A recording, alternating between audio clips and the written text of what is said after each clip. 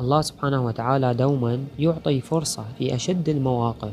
ذلك العبد إذا أراد أن يقدم على ذلك الأمر، الله سبحانه وتعالى يسخر له من ينبهه. إذا أراد أن يرتكب تلك المعصية، ذلك الحرام، تجد أن الله سبحانه وتعالى يتيح له تلك الفرصة حتى لعله يتراجع.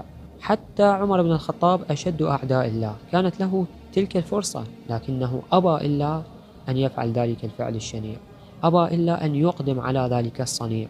عمر عندما أراد أن يهجم على تلك الدار، جاءه هيئ له ذلك السبب، جاءه ذلك الرجل، كان من الممكن أن يتراجع لكنه أصر على ذلك. قال له: إن في الدار فاطمة، إن في الدار فاطمة، تراجع، هناك فرصة.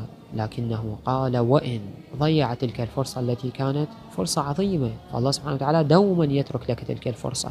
فإذا جاءك ذلك التنبيه، إذا نبهت، فعليك أن تقف، أن تتراجع، لا تتقدم فتكون من الهالكين.